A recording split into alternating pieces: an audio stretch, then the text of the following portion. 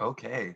Good morning, good afternoon, good evening, depending on where you're tuning in from. Hi, everyone. My name is Lewis, and I am here with BoSTEM's virtual STEM Bites. Today, we have a STEM Bite that's in for a treat. If you are joining us for the first time, welcome. STEM Bites are an opportunity for you to check out what STEM professionals are up to right now. We're really jumping into what they do on a day-to-day basis and figuring out, can we see ourselves, following that footpath, following that career pathway.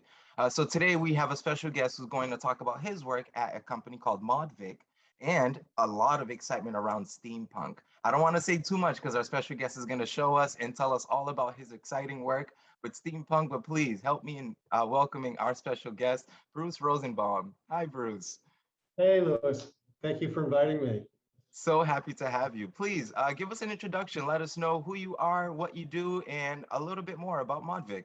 Sure. So my name is Bruce Rosenbaum. I call myself a steampunk reimagineer, and my company ModVic, it stands for Modern Victorian. I basically am a steampunk artist and designer, and I work with lots of different organizations, with museums, with schools, with developers who are doing these kind of big redevelopment or adaptive reuse projects. And I build really fun, fantastical, meaningful, functional art pieces, which incorporate STEM and STEAM, science, technology, engineering. Of course, we have to add in art after the engineering and math to make it STEAM. And really, it goes from STEM to STEAM to steampunk, because the punk part for me is kind of like the history, the context, the meaning, the connection to the past, present, and future that kind of makes it all make sense. So my wife and I purchased this 1876 Gothic church in Palmer, Massachusetts, which is about 60 miles west of Boston, right off the Mass Pike, and converted into what I'm calling steampunk wonderland. And it is a place where we live, and I work, and I do my artwork here, but also it becomes kind of an inspirational educational space where I have students come in and others who want to see kind of what's behind steampunk and what I do. I also have the honor to being the father of Joseph Rosenbaum, who is the director of BoSTEM. So I think your boss, I'm not sure, but Yeah. so Joseph has really been wonderful too, in terms of kind of giving me a sense on where things are going in the educational space. And I have done I have a program called Steampunk Kinetics, and that program is kind of creating, I don't know if you've ever heard of the term the Rube Goldberg contraptions, like these kind of fun, whimsical ways to see action reaction. So to like make a piece of toast, you have all these different contraptions going on just to kind of deliver a piece of toast. So you've probably seen them. But so creating a Rube Goldberg sculpture that's also like a rolling ball sculpture, using metal balls and tracks, and then building these kind of rolling ball sculptures that help with creative problem solving, with collaboration, team building, and adaptive reuse. So it's been a very successful program with atypical kids who are on the autism spectrum, or neurotypical, so it's just been very exciting for me, because this first kind of passion I had, I was able to turn into a business, partly because my background is in marketing and business, and I had a very successful direct marketing business, and I'm able to reach people, the right people with the right message at the right time to be able to be successful in what I do.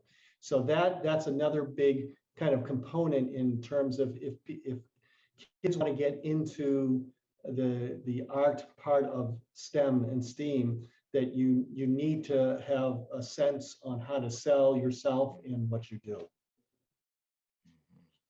Wow, so cool. Yeah.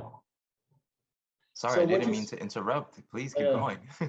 yeah, so what you see behind me is my office, and um, I can do, some of my projects are relatively small, like floor model, tabletop, but then it can be very large installations, indoor, outdoor. If you want to see some of my work, you can see a portfolio at my website, modvic.com. That's M as in Mary, O as in Oscar, D as in David, V as in Victor, I as in Indigo, C as in Charlie.com, modvic.com, and you'll get a sense on what I do. But what I'd like to do, if we have a few minutes, is I'm going to walk around my space here.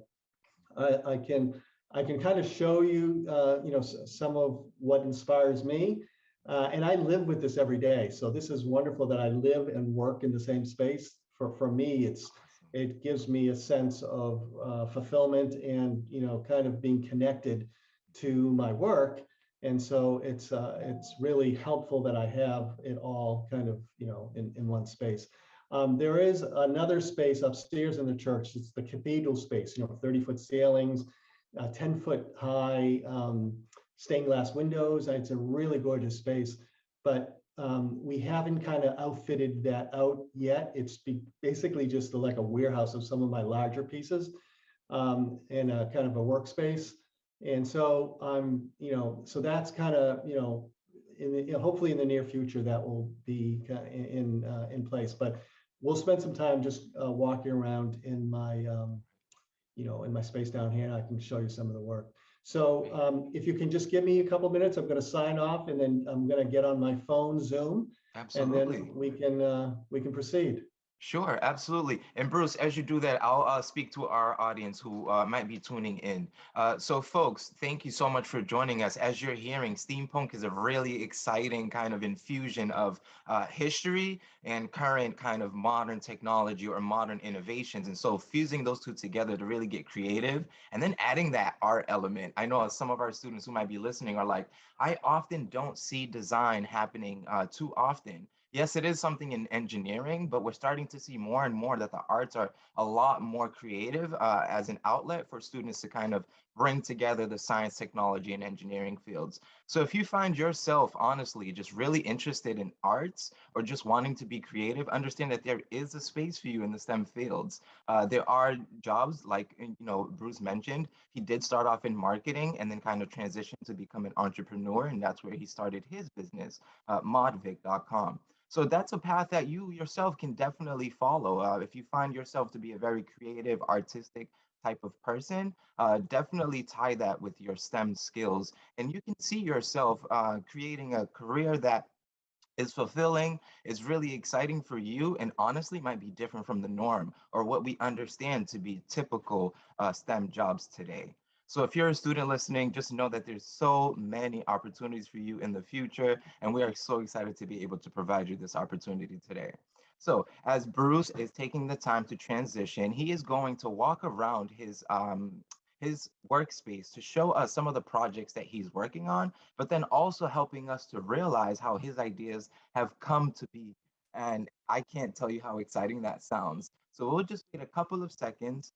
There he is, for him to rejoin us, and we'll just go ahead and take a quick tour around his workspace and get to see how STEAM and how steampunk and the STEM fields come together to create this exciting company that Bruce has. All right, wonderful. All right, so I'm going to switch over to my forward-facing camera. If you can see that. So this is actually where I was just talking from. This is my computer workstation. Can either stand or sit, and it is a modern workstation, but it's encased in a studio portrait camera from the early 1900s. And you can see from the side here, this is where the bellows of the camera was. The lens was here, and the photographer would go behind here with his. I'm sure people have seen these old photographs of people with their photographers with their cameras with the cape and the kind of the flash bulb holding it up, and it's a working functional computer. taking an old keyboard and putting it in with typewriter keys. So this is part of kind of the magic of what we do, taking modern technology and kind of encasing it in these beautiful objects of the past, of history. And it's almost like you're having your cake and eat it too. You know, you have the beauty and the resilience of these great objects, and you're bringing them back to life in a little bit different way.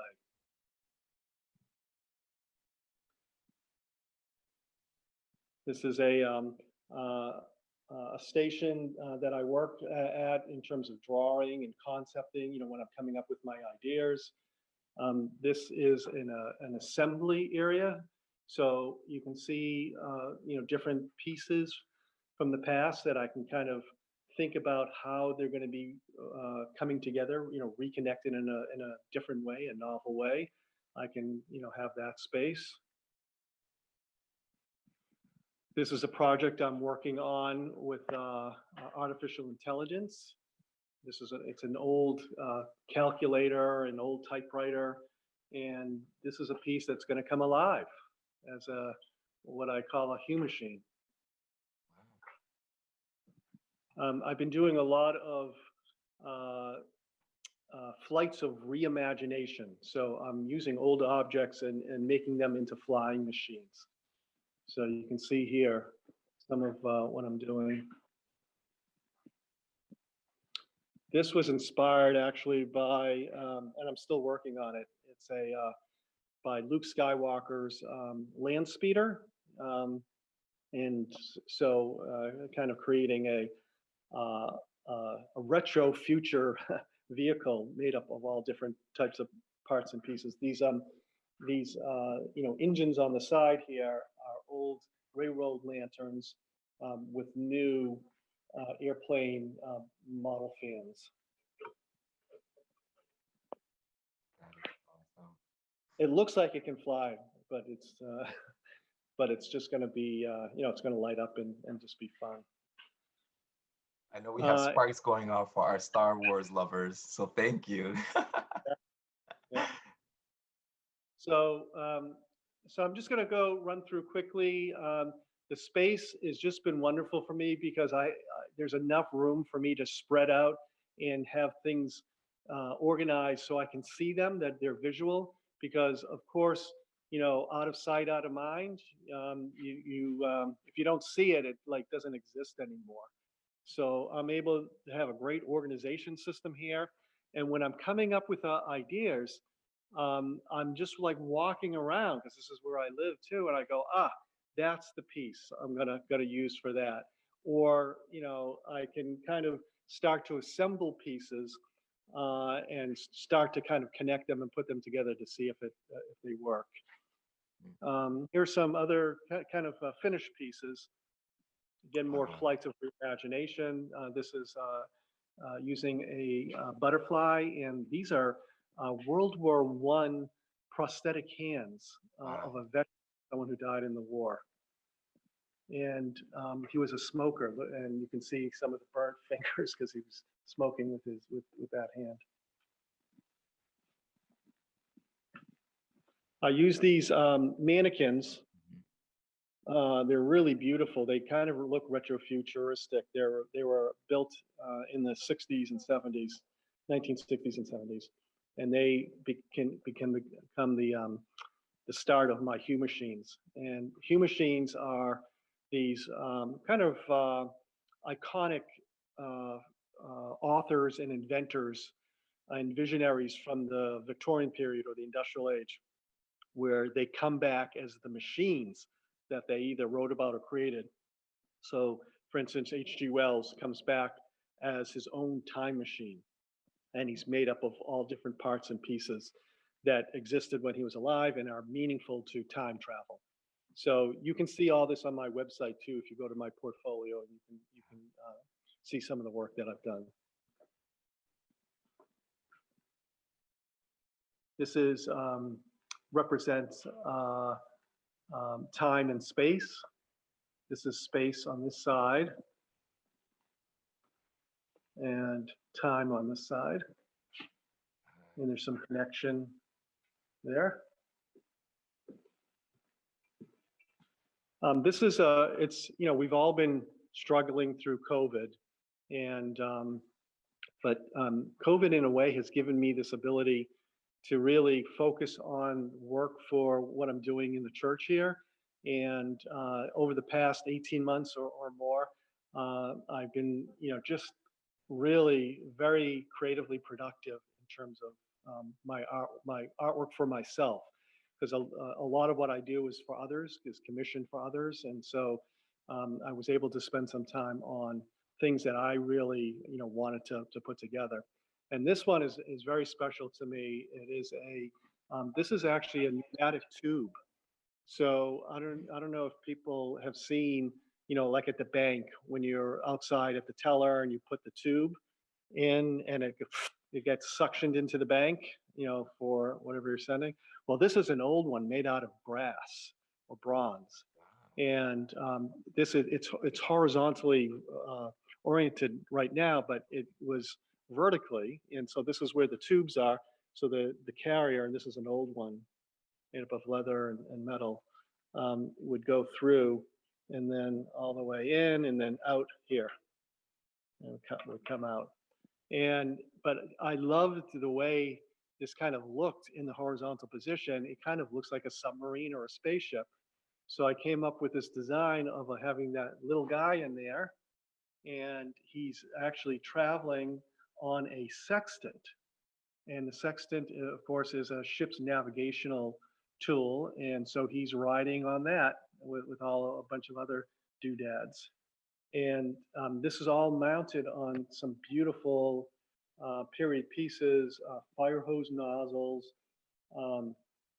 impellers, bearings, and this is on a screw. And the base was actually a book binding press. So you would have and this is upside down. So, and a lot of my work, I do that. I turn things upside down or in a different position. Yeah. And this actually turns. You can see the screw turns there. And what you would do is you would put a lever in here, you turn it, and that would create pressure on the book for the gluing the binding. But it's in a very different, kind of position now. But the whole thing just, gives a sense of, wonder and fantasy, and it's all using, repurposed parts. And a lot of my work is in steampunk is looking towards the future while looking at the past. That's a key element in terms of this whole design. And here, you've got the eyeball, it's kind of sci-fi, looking through the spy scope towards the future, towards the front, but then also looking towards the back. And that's actually a pair of opera glasses with eyes looking towards the past. And look at, it was a big surprise for me. If you can see it this way, it looks like an animal. Yeah. Is that cool? With a mouth and everything. Yeah, and with the side, these side pieces are really incredible too. They're old. They're not old actually, but they're photography underwater domes. So you put a camera inside an enclosure. But I was able to get 2 of those, and they were the perfect size for that opening. I didn't make that opening; that was already there. So that amazes me that you can, this is probably a couple years old, and this is over 100 years old. That those 2 pieces, came together in such a beautiful way. And I find that happens a lot. There's kind of a karma to what I do, and this sense like, oh my God, it all could have been meant to come together in this way. So here you have a submarine spaceship. Here I've done another type of submarine spaceship. I'm sorry, not a submarine, a spaceship using actually old X-ray tubes, which no longer, can be used anymore for X-rays. But in this sculpture, I was able to come up with a really cool design, almost like with Star Trek with the Enterprise. And I've been influenced by a lot of these TV shows and movies also in terms of the design. I was gonna ask, Bruce, it seems as though a lot of this has themes, travel or just like futuristic. I was going to ask about your inspiration. It seems as though you work a lot alone. What is commonly or um, a source of inspiration for you? I know some of our students might experience COVID the same way you have, wanting to really focus on themselves, but I think it's really helpful if our students understand, like, how do you channel that inspiration and bring your ideas to life? Right. So it's a great question, and I think the inspiration is really kind of a curiosity and a wanting to be able to make these connections. I really I was influenced by some early shows too. I don't know if you've ever heard of the show Wild Wild West. Yep, Uh, love that so movie. yeah, well, it's so funny that you love that movie because Will Smith, who starred in it, didn't love that movie because they just Oh, had their 20-year anniversary, and he said it was the worst performing movie in his career, and he oh was no. he declined the Matrix. He was supposed to be Neo in the Matrix, and he declined Oh, that to the role in that. So, but anyways, it was a cool movie, and really fun gadgets and in the mechanical spider and all that. But yeah. um, it really didn't have a lot of the adaptive reuse resilience, Mhm. creative problem solving, all of that kind of as part of it. But there was a 1960s TV show called Wild Wild West with Robert Conrad, who actually died recently, and Okay. it was kind of like early retro future steampunk series, and it was my father's favorite show, and we bonded over it, and so I think that was kind of an early influence.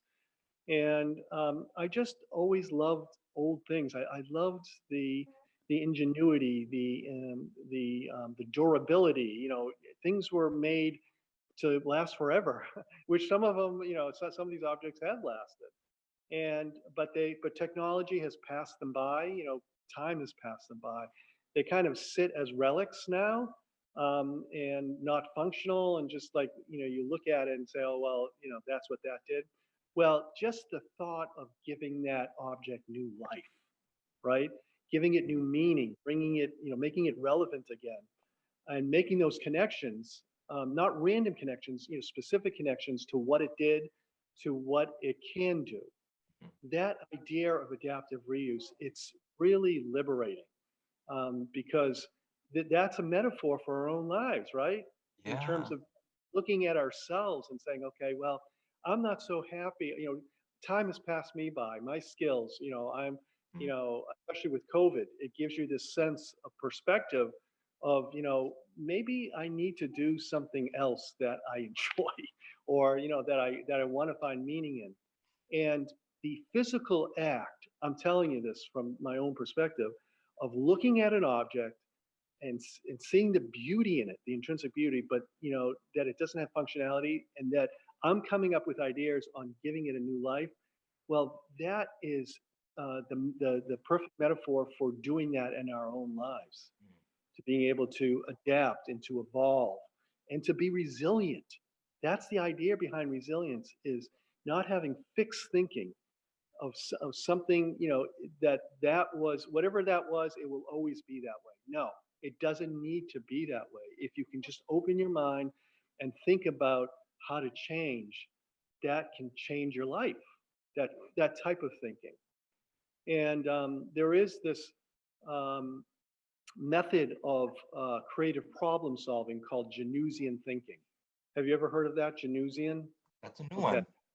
Yeah, so you can look this up. Janus actually comes from the Roman god Janus, Janus, and Janus is the god of doors and gateposts.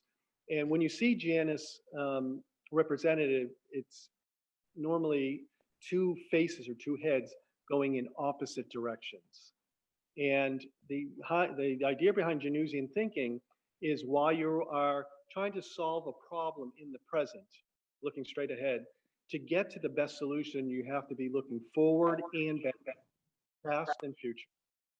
And if you can do that, then you come up with the best solutions. And there was a researcher in the 1970s who came up with this idea of Genusian thinking, partly because he was interviewing great problem solvers and inventors. Like, how do their brains work? How do their minds work to come up with these solutions and inventions? And he found that they were not linear thinkers, meaning point A, problem, point B, solution, draw a straight line, and you're done. It doesn't work that way most of the time. It is divergent thinking or opposite thinking. So think of that, opposite thinking. So while you're in the present, you're also, or you're looking at a problem, you should be coming up with two opposite solutions. Have those in your mind, and then you fuse them, you synthesize them, you bring them together to come up with the best solution. If you look at the hammer, our standard hammer, that is a Genusian invention, because when it first was invented, it just had one function. It was just banging in nails, right? But then someone came up with a great idea. Well, let's give it its opposite function in that one object. And that's how the claw was invented.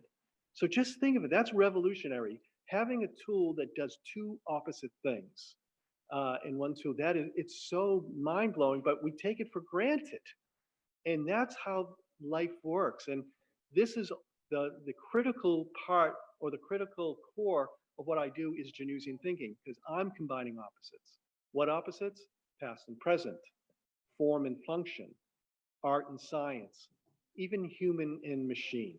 And it's all about these opposites coming together to get to the best solution or to the best invention. So that's what so steampunk is really incredible in so many different ways, because it's teaching how to creatively problem solve. It's teaching how to collaborate, how to work with others. I can't do all this myself, because, it's very large projects that have, different skill sets. So you have to work well with others to kind of incorporate everything that we do. And then most importantly, it's the adaptive reuse. It's being resilient and working with the materials in yourself. So I'm very passionate about this, because the benefits of learning about steampunk art and design can really help to improve people's lives. Absolutely. Bruce, I mean, you said that beautifully. You painted a really holistic picture for our students, understanding that the curiosity is the navigator here. And then along that just comes all these application of skills and, like you mentioned, fusing opposites. Students, I hope that we walked away today with some understanding of what steampunk is and the exciting possibilities that are, laid before you. There's a lot of development happening within the STEM fields. And as we're seeing, Bruce's career pathway is non-traditional. Right? We know that he has schooling or academics in marketing, but look at all the things that he's able to transfer out of his schooling into his personal life by creating ModVic. I really hope that students who have similar interests follow in their footsteps and really try to tap into that curiosity, really strengthen that passion that you have, and really navigate all these different types of interests or skills that can come together to create a career, or just a way to fulfill your need to problem solve. Bruce, I can't thank you enough for taking the time to show us your workspace, to join us in supporting our students with their STEM aspirations. We are nearing the end of our session here, so I wanted to give you some time to just provide some closing words for our students. We talked a lot about the work that you do, but any advice that you think our students can take home with them at the end of today's session?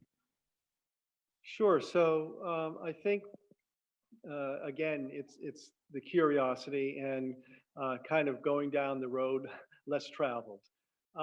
It's about finding meaning in life and enjoying what you're doing. And I think the key is, if you're passionate and want to do something, figuring out a way to be able to do it and make a living at it. That is so key, because if you can't live your life making money, or kind of being able to support what you're doing, you're not going to be able to do it long term. So you really have to kind of focus and be creative on finding the right people that want, want your product or service or artwork or whatever you do. And so it's that idea that you might love what you do, but that's not enough. You really have to understand psychology and marketing, and being able to reach the right person at the right time with the right message. And fortunately, I have both sides of my brain, kind of the design marketing side and Yeah. art. And so please, if that is something that you're interested in, really try to talk to people, or take study and learn how to be able to support your love and your passion. And Goodness.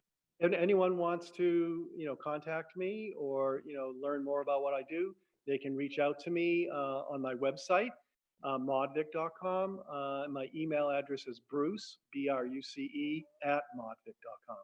And I'd love to hear if anyone has questions, or, they want to start a project. Absolutely. Students, I was just going to mention, if you want to stay connected or continue conversations, your educator is a key person to reach out to. Bruce has also provided his email address. So if you have permissions from your parents or from your educator to contact Bruce, please go ahead and feel free to do so. We want these types of connections to start to establish themselves organically. As we're seeing, these types of connections is what helps our students really understand what's out there for me. Where can I see myself as far as the future? And I think, Bruce, here, you mentioned a really great point. Having passion isn't enough. You really need to find something that'll help you sustain your life, whether that be monetary gain or just other ways of helping people through problem solving. So thank you so, so much for your powerful message, again, for your time, and oh my gosh, the awesome workspace. And come and visit. Please come and visit when you have a chance. Yeah, we definitely will. We'll continue this conversation offline, but I just wanted to say thank you again to our educators for sharing this STEM bite with their students. Thank you, students, for listening closely. I hope that we provided some value to you. And of course, special thanks to you, Bruce, for your time and energy today. Can't thank you enough for supporting BoSTEM. Great. Thank you, Lewis. I appreciate it. Take care. Of course. Take care. Students, our sessions will continue on for the rest of the season, so please look out for future sessions. But in other cases, I'll see you at a future STEM Bite or STEM Chat. Take care, and thanks for tuning in.